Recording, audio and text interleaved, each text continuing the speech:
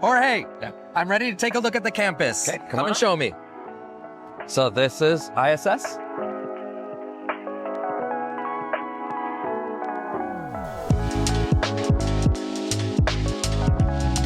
So walk me through, when somebody is coming in on a normal day here, this front entrance, what's the protocol when somebody enters? Okay, so the first thing is obviously you're gonna see our security guard over there, right? So as soon as you come in, they're going to obviously ask you where you're going, what you need. He'll establish a protocol for you to go to the front office, which I'll show you where it is. Perfect. To figure out if you're gonna do something academic, you're paying for meal plans, you wanna just find out about the school. Excellent, let's go take a look. Okay. I love all the nature here. Yeah. Tell me a little bit about, I see a couple mango trees, but tell me a little bit about the keeping it green. What are you guys doing to preserve this outdoor kind of classroom or feeling? That is one of the things that our governing body, especially our founder, Doña Yvonne, says is that the one and most important thing that she wants, even as the school expands, is for there to be enough green about. Yes. One of the things that all of our families, they come in and they go like, oh, you know, everything's open. There's like 200 kids running around. It just makes them feel happy. So our groundskeepers every day come by, make sure that everything's fine. These trees have been here for decades. And yeah, we do have framboyanes, we have mango trees, we have avocado trees, we have lime trees, we have cherry trees. Wow. Fruta estrella. And we actually use a lot of that for our actual cafeteria. That's amazing. Yeah. Amazing. Excellent. Yeah. Today is a Saturday, so not all the classrooms or the resources are going to be open. Yeah. But this is one of my favorite spots over here. Yeah, this is our art building. So Ms. Yelling truly creates beautiful things, to the point that just recently we had the major mall that opened in Puerto Plata, Sadaki Mall, come to one of our exhibits and say, I want to take all this and use it as the artwork for our mall. That's beautiful. Right? And they go from painting, oil painting, charcoal, they do clay work. It is just consistent, looking at what the child wants and needs and pushing them in the right direction. Yeah. And a library? Yes, our library will be over here. Oh, okay, the library is the next one over. Oh yeah, I can see it through the window. There we are. So, fun fact, we have the only full functioning library on the North Coast from any institution. Interesting. And even if there is a small reading area in another institution, we have the highest amount of books. So every year we purchase over $4,000 worth of books. And we also have a Scholastic Book Club where the kids buy books. So we have Book of the Month. Our students, every month, the students, different students around the school will say, this is my favorite book. From the little kids to the oldest kids. The whole first floor is run by Miss Fiona, which is from a very early stage to be able to like read books, enjoy books, and just love books. And the second floor is actually an entire floor that is for young adults and adults. Yes. And one of the big perks is also that if you're a parent here at our school, you can also check out books. Wow. Right, so everybody can come and check out books, look it up online and see, I want this book, or I'm interested in this, Miss Fiona. Oh, it's even online. Yeah, we have an online catalog as well. Wow, that's amazing.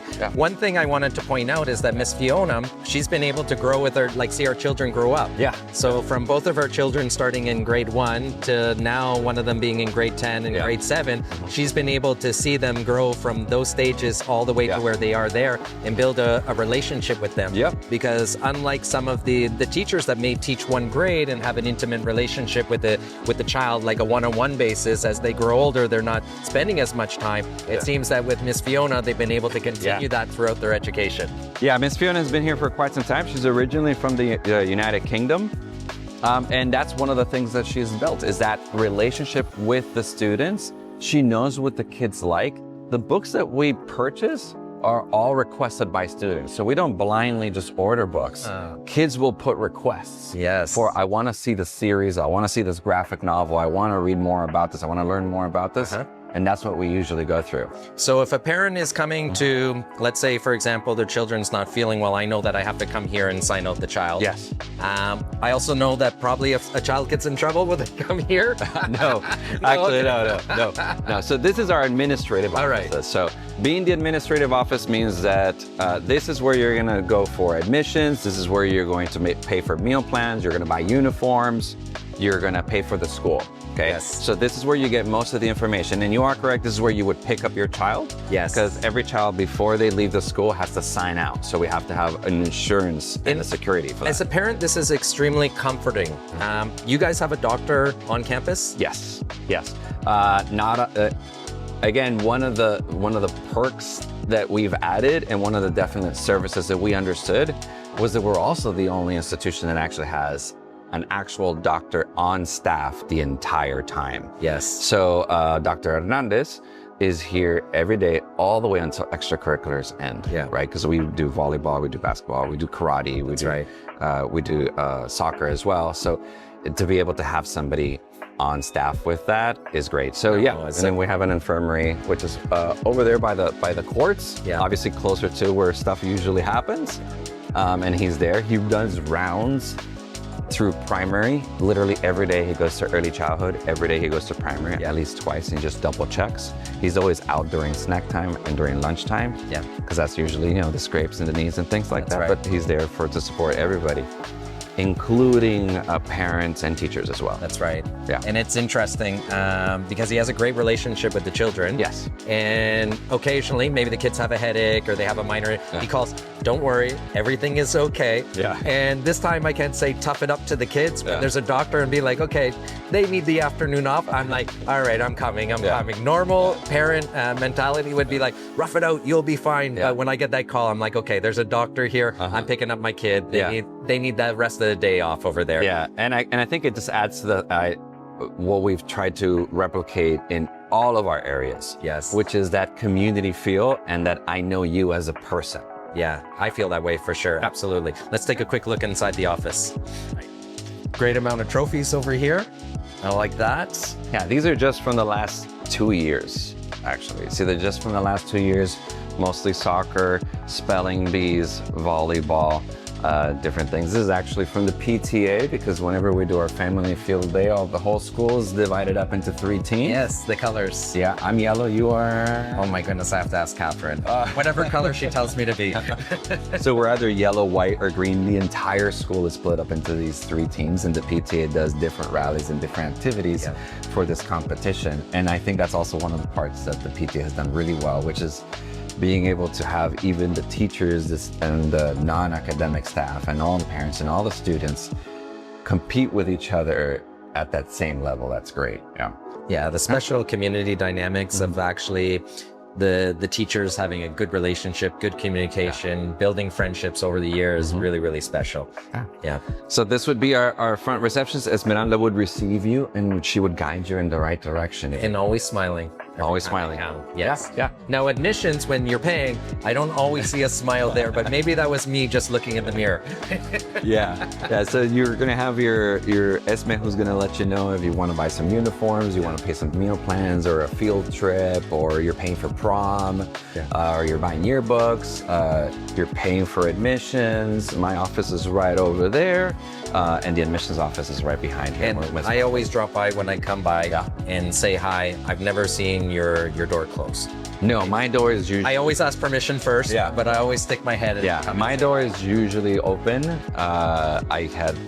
We try to ensure that people understand that you can come in and you can talk to us. Yes, but there also is a process in certain things. Yeah. There's certain steps before, going all the way to the director. Yeah. So that's one of the things also that is important is that every area obviously has a teacher who's an advisor of your child. That's right. You have one person who is responsible for your kid, right? But you also have a principal.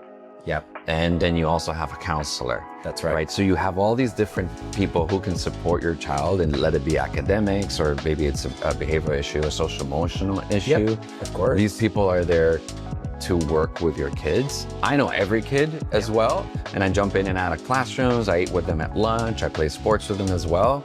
But I will tell you that in the 6 years that I've been here, I have had less than 5 people that have ever had to go to my office for any reason. It's incredible. Right? Because the idea is that since we see the people as they are, that also means that we listen to you and we know. You know, if you had a bad day, you maybe just had a bad day. Yep, right? That's right. And we guide you through the process of understanding what you did wrong, what you could do well, what could you do better next time.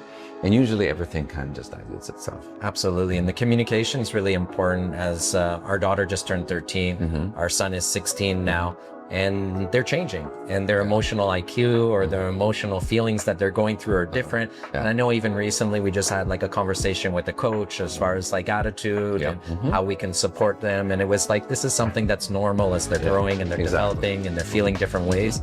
But with that communication and working together, you know, I think the feedback after a week later was like, oh my goodness, this kid's like back, you know what I mean? Like the attitude's there and going full force and giving 100%. And those little things in the development with somebody who's growing, I think is so important. And that's what makes that smaller community and that personal touch really important for us as parents and for the students to grow. Perfect. Yeah. Where's the lost and found? Because I need to tell my kids where the lost and found is, because they're leaving their water bottles, believe it or not, their shoes, their uniforms, their I wouldn't be surprised. Where do you put the lost and found? Before I leave today, I'm going to bring my kids to the lost and found. Lost and found would be outside by the cafeteria. So 18 months to 18 years. Yes. How big is this campus as far as size goes? Oof. It's 30,000 square meters. All right. Right? 30,000 square meters. We have a lot of land and a lot of potential for where we're going to go next. Absolutely. Yeah. So we're going to go right here through. This in a regular day between 9 to 1. It's just packed with kids playing everything you could possibly imagine. From Foursquare to basketball to volleyball to frisbees. It's just constant. They bring out domino tables. I love that. Kids, they play. This is a mango tree? Yes, it is our mango tree. It's one of our many mango trees. That's beautiful. Well. That probably has a lot of mangoes. Yes, this one has quite a bit of mangoes. The one over there by the entrance as well. This is our fully functioning cafeteria. And something that is, you know, also that it's been a tradition here at ISS is to ensure that every family gets an actual meal, right? So it's not a cafeteria that has, you know, chips and soda. That's right. Real meals. It's real meals. You know, yesterday we had sancocho. Oh my goodness. Right? I love it. On Thursday we had chicken bowls, right? Nice. So kids were able to, you know, take, oh, I want rice and beans and corn, and I want, you know, bell peppers and add this to it. We do chicken curry, they do fish and chips. It kind of goes all over the place. And one of the beauties behind it is that our student government actually is the one who curates the menu, right?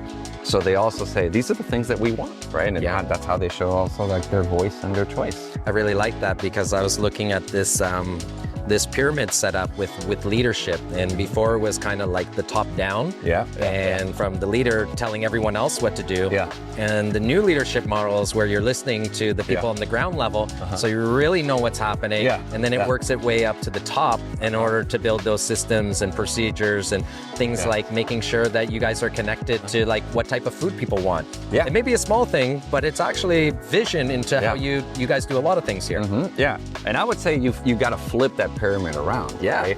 Where everything is just coming down, and the leadership group goes, okay, this is what we're hearing. And this is what we're hearing, it's coming down. Let's make this decision, and it just kind of goes back up. Totally aligned with that.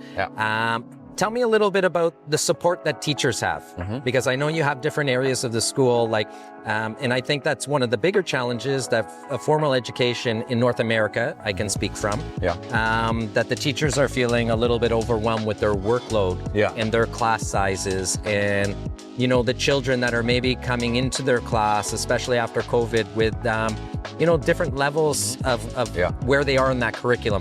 What support do you guys provide for the teachers? Okay, so that's a great question. Well, one of the first things is we ensured that our classroom sizes never pass more than 21 to 22 students, right?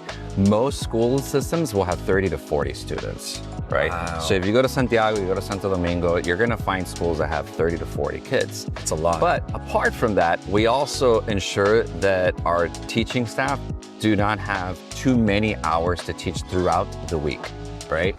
The usual teaching schedule, you'll have somewhere between 30 to 35 periods of week that you're teaching. Okay. Right? Which also means that you have limited time for prep, limited time for correcting, limited time to just kind of maybe relax and eating, right?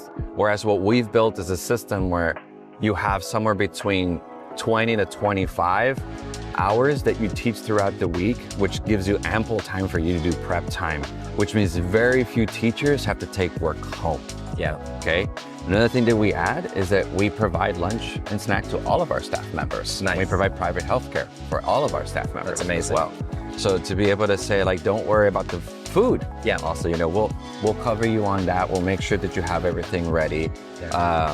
We guide them in these processes. If somebody's coming from another country, we also ensure that they go through the visa process as well through our migrant lawyers. That's amazing. So we guide them in that process. This is what you need. This is how you'll be able to do it. This is what we recommend. And again, just make sure that they have the easiest transition possible. The classrooms have air conditioning? Yes. Okay, excellent. Oh, I haven't been back here, I guess, because I don't have any more young children. We've moved it around. That's all new from this year. All the fencing.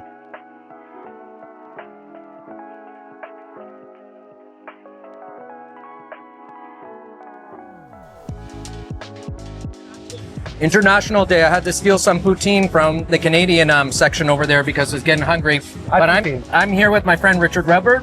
I want to say thank you. You are the PTA president. 1 year I volunteered for my son's rep baseball team as a volunteer, and man, it was a long year. But you know what? The parents thanked me after, and I'm thanking you for doing what you do. Tell me a little bit about the PTA Association and a little bit about the team that you guys have assembled here. Sure. First of all, I should say I am just the president, which means that there are many other people that are involved. And the beauty of being the president is that your job isn't to do everything, it's to make sure it all gets done. Oh, I like that. We got a great team, a lot of hands on deck. The way the structure works at PTA at ISS is every class has a delegate, and that delegate's job is to be the point of communication between all of the parents in the classroom. And if there are student issues or parent issues, and it's able to bring that to our delegate meeting. And if those then beyond the delegates, we have a board, which is like the president, vice president, treasurer, secretary, and then vocals. And then we also meet with school admin. So we're able to be the bridge and kind of keep an eye on the school from the interest of a parent. Absolutely. We are not interested in manipulating the curriculum. We trust the school to do that. But our job is to help ensure and build our community. That's beautiful. How often do you guys meet? Delegates meet once a month. First Monday of the month after morning circle in the cafeteria over at Mills Coffee for coffee. We've learned that if we offer coffee and banana bread, it gets a little bit more participation. And us as a board, we meet roughly once a month, but really it's project based. Depends on what events are going on.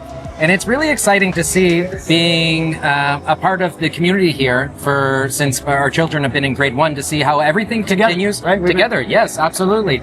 Your daughter, my son, have shared the same class since grade 1, which is phenomenal, with a whole bunch of their other classmates, which is really special to see in an island, the amount of retention they've had over such a long period of time. That being said, each year keeps on getting better. And this is a perfect example. Behind us is International Day, a whole bunch of food, a whole bunch of culture, a whole bunch of heritage, different people from all over the world celebrating here in the Dominican Republic. What are some of the events like International Day that make throughout the year really special here for our community? With regards to PTA or our community at large? Well, PTA. PTA. Yeah. Because if we go community at large... This is going to be a whole separate podcast and a series of podcasts. Right.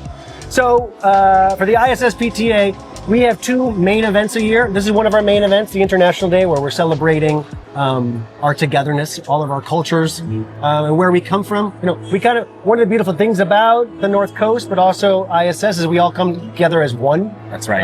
Behind our school and community, but we all have different backgrounds, so we're able to share in that International Day. The other big event we have is Family Field Day, which is an even bigger event. is kind of it's a combination of friendly competition. So the whole school is divided up into 3 teams, yellow, white, and green. I'm yellow. Yep. You are? I have to ask Catherine. I think you're yellow. I think we're on the same team. Yeah, that's my Hey, boy. go yellow. Yellow won last year. So the entire school is split up into teams. So it's not by ages. So on the yellow team, we have representation from pre-K3 all the way up to 12 plus parents. Yeah. So the school is divided that way instead of that way. That's right. And we have a bunch of friendly competitions and a meaningless but yet important trophy that is handed from team to team every year. I seen it in the office. I think that's the one. Yeah. The big one. The big one like right that when one. you come in the office. So yellow won last year, and in a very egalitarian manner, green and white tied this year. Oh, so wow. we've all won individually. But so Family Feed Day is a combination of competition, but also coming together with music, food, games, rides. It was like a circus. It was like a circus this year. Really, really nice. Yeah. Really Good nice. job. And being a parent, like you're from America, see with the I'm USA from shirt. My wife is from Germany. That's right. My kids are born here, so they're tri-national, trilingual, Yep. which is super representative, much like your family. Yep. Very representative of the kind of families you'll find. Absolutely. You have one of your children who just recently graduated. Right, Quinto plays soccer and studies in Chicago. Amazing. And your daughter, which is in my son's class, which is Right. in grade 10. Share with me a little bit about your feelings from, not the PTA side, but being a parent with 2 children from their early childhood all the way to graduation here. How's the experience been for you guys as a family? Well, we've blessed. Blessed. We talked about that, yeah. The Dominican Republic is a amazing place. It's an amazing melting pot of African, European, and indigenous Caribbean culture that just has amazing flavors and colors and music, and the geography of this place is amazing. We've talked about absolutely. 5 mountain ranges, 3 peaks over 10,000 feet. What do we got? Like 1,100 miles, I think, of coastline, 27 different climatic zones. So being able to offer that backdrop to life is phenomenal. Yeah. And it's allowed us to embrace not just the normal sports that one maybe does in school, like basketball, volleyball, Yep. and those kinds of things, softball, but also to embrace the ocean, which we have right here. Yep. Surfing's a big part of your family. Yep. Wakeboarding, kiteboarding, sailing is a big part of my family. Foiling now. Foiling also, Yeah, we got the new wake evolution. foils, yeah. Yep. So again, having the Dominican Republic as a backdrop, it has just been a blessing. The North Coast specifically as an international melting pot, being able to raise children with a multinational perspective and a true world identity, Yep. I think is so vital, especially given what's going on in the world right now. That it helps avoid conflict. Being able to understand where people come from. That's right. And that at the root of it all, we can all get together and have a good day and just eat some food. That's right. And I think Jorge, the director, was explaining to us 25 different nationalities represented. Then you have faculty that's from all over the world as well, bringing these different life experiences, bringing the culture in. And I think myself coming from Toronto, having shared that experience in Toronto where you have so much diversity, Sure. gives the children a really environment to see the world maybe in a different light. I think they're truly uniquely special. Now, you've seen a lot of growth over their time here. I've been here 31 years now. Wow. Yeah, I reached enlightenment at age 21. Yeah. I came to the DR for a year when I was 21. And so you've probably seen a little bit of this, like everything else in life. There's no straight trajectory or straight line to things. Where do you see maybe the next 24 to 48 months here specifically for the North Coast Dominican Republic? How I see it developing? Yeah. I have seen there's been a tremendous amount of infrastructure. I mean, you know more about real estate and what's going on than anybody. I see a lot of investment in that. And what I am optimistically hope for is that we'll see some of the community infrastructure catch up with that. You know, I see some really beautiful developments, projects, condos, houses, villas. What I would like to see is kind of an opportunity for community to build up in between it. And that part of that means sidewalks. To help connect these communities and We also see the increase of these like food parks popping up. Yep. Like different spots for people to come together in between these projects. Absolutely. That's kind of what I see up and coming is for the opportunities of community to build up in between all these new projects. Yeah.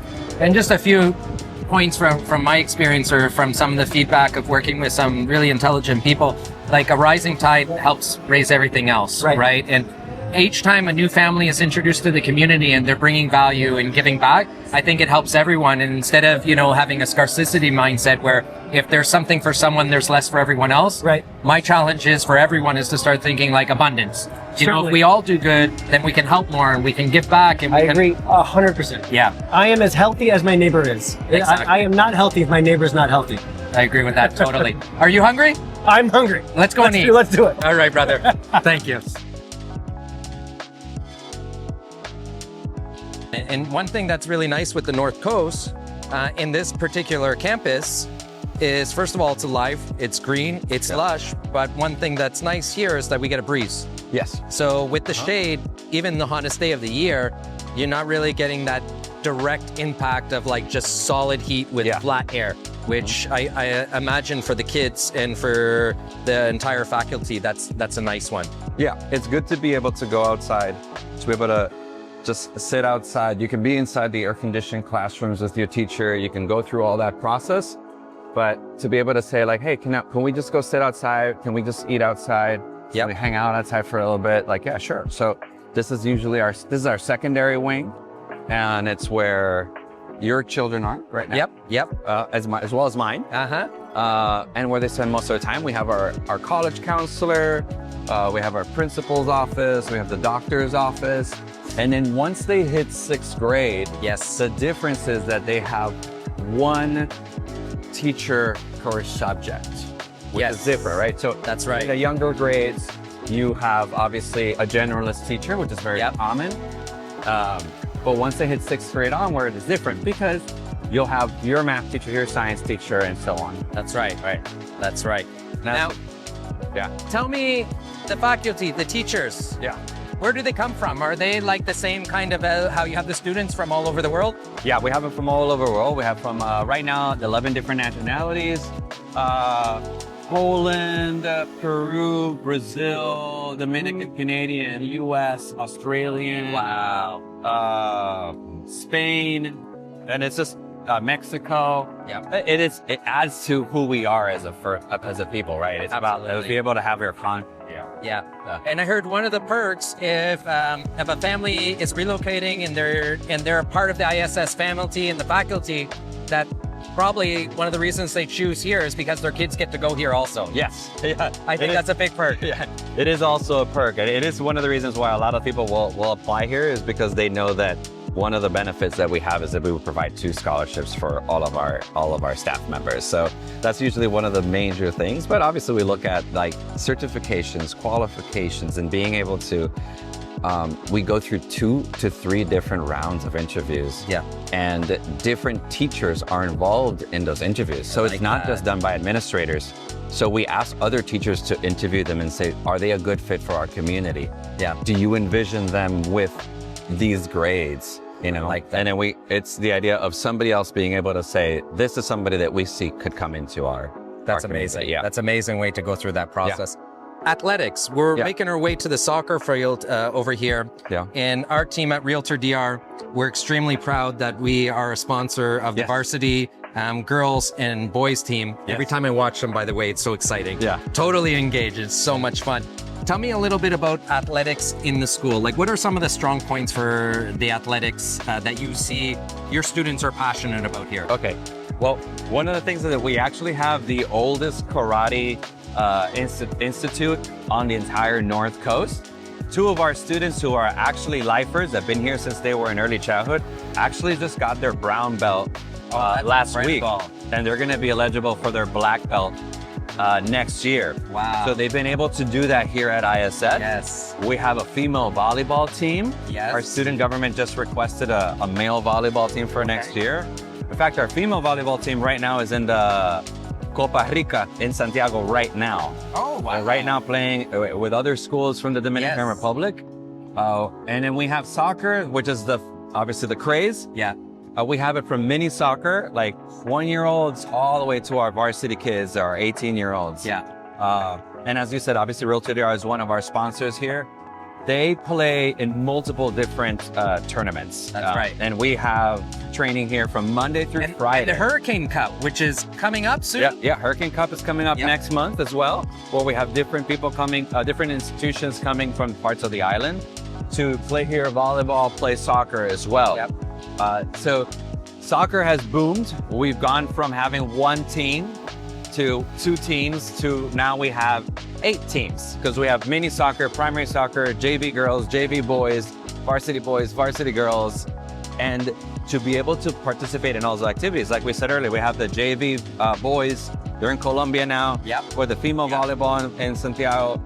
Next year, the varsity male team is going to go to Colombia as well. Right. And the girls. And the girls as well.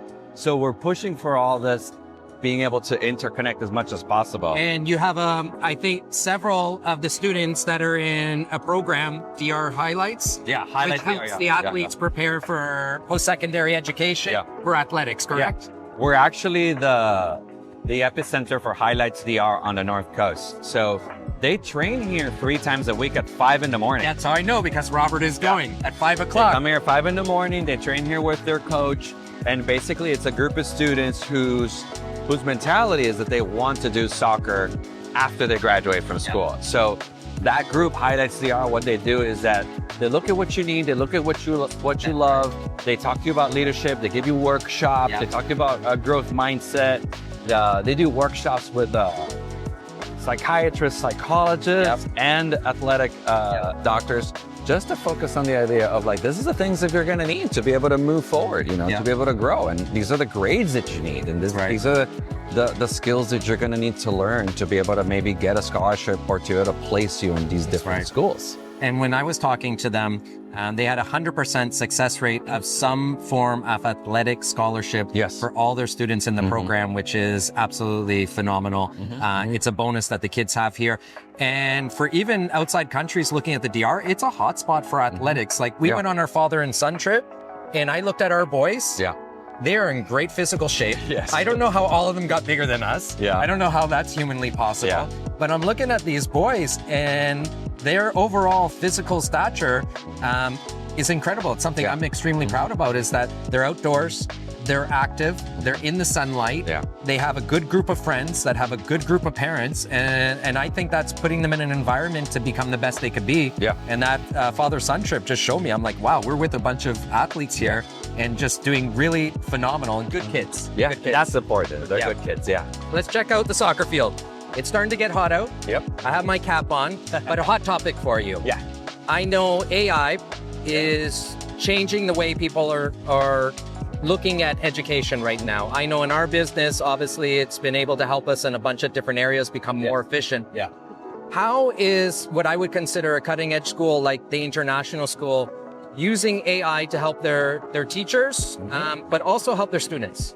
Okay, well, one of the first things we realized when AI was coming up about 2 years ago was that we needed to understand it better. And to understand that it was the future, right? So we started by training our teachers on how to use AI, right?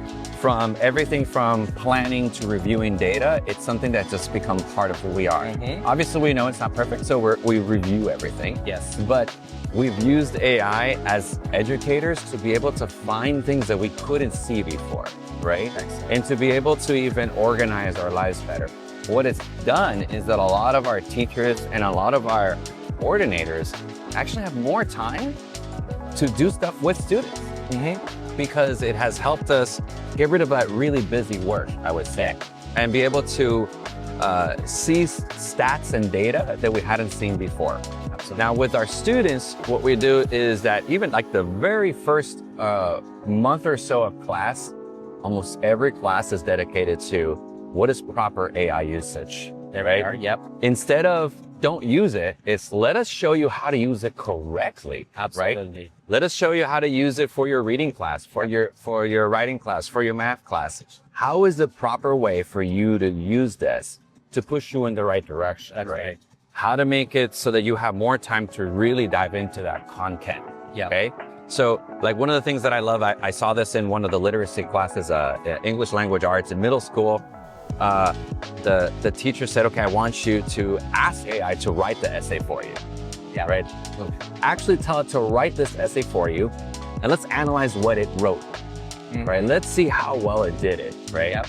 Now let's you write it. Now let's go back and forth. Let's have conversations with it. Right. Just now in October, like personally, I gave an AI workshop at the Tri Association in Costa Rica about how to use AI as an administrator as well to hundreds of other schools that we were in Costa Rica specifically. So we've all understood that it is something that is already here. It's not that it is coming, it is already here. That's right. Right? It's not going to replace everything. So it's not necessarily, is it going to replace something? It's the best that you can use it. The more you know how to use it, the more you're going to be successful in what you do. Totally agree. It's here, and it's about teaching them how to use it. Yes. Okay. How to use it effectively to become more efficient. But not as the main part. You still need to start from here and the way of thinking. I know from our business, I'm still writing my first drafts of, different emails that need to go out or, different messages that I'm sending to my team. But I use it to help me fine tune it and kind of sharpen the saw and make sure that it's polished. ISS, we talked about it earlier on. Population is growing. There's waiting lists, right? So instead of making the class sizes larger, what needs to happen in the next couple of years for growth? Because this is an opportunity with the outside, Sosúa growing, Puerto Plata, Cabarete growing, the community becoming so beautiful, and more people being attracted to a school like this, an education option. Where do you see ISS in the next couple of years? Okay, that's a great question. The board of directors of our school, as well with the support of our leadership team, using student data and parent data that we compiled over the last 5 years, have been able to create a facilities master plan and a strategic plan. Our strategic plan is actually on our website for anybody to read. Beautiful. So our strategic plan is there so that you can see what are the 5 things that we're looking at. But our facilities master plan, we're going to be unveiling it now in the fall. Exciting. So this here right now, our soccer pitch, we're gonna go for full-on 11v11 junior FIFA certified soccer pitch. With stands, with locker rooms, with availability to be able to host events. That's amazing. And receive it, to have it out. We're gonna expand more play areas for students, ensuring that there is more possibilities for people to play more volleyball, play more basketball, be more out there, be more athletic, and breathe in the fresh air, right? That's right. We're going to expand our arts and our music program as much as possible, giving them more cutting edge areas for them to be able to truly be able to find that creative and artistic side of themselves, pushing out there. We're gonna build a brand new library, a larger library as well. We're also going to be expanding our cafeteria. And in certain different areas of the school, we're going to be building up. Amazing. So if somebody watches this podcast right now and they're looking at relocating, obviously come see myself or Hannah at RealtorDR. We're there to help guide you. But if they want to learn about education, specifically the International School of Sosúa, how can they get in contact with your team to learn more? Okay, so website, phone number, Instagram, right? So our website would be www.issosua.com, right? Perfect. IS from International School and Sosúa.com. Perfect, right? Our phone number is 809-571-3271. Excellent. And our Instagram is Sosúa Hurricanes, because we're the Hurricanes. Now, what I would say is, if you're in the area, you have to come to the school itself. You just come to the school. Make an appointment. Make an appointment. With Mrs. Barbara, we can put you in contact with her. You need to come here and walk the grounds, and I think it's a feeling. It's you have to use your intuition, but I can tell you from personal experience, going from formal education in Canada to here, like I mentioned before, it's the greatest gift we give in our child and children. And you've been a big part of that. Thank you, Mr. Ruiz. Thank you, Bobby. I'm hungry. Are you? Let's go. Let's go eat. Let's go.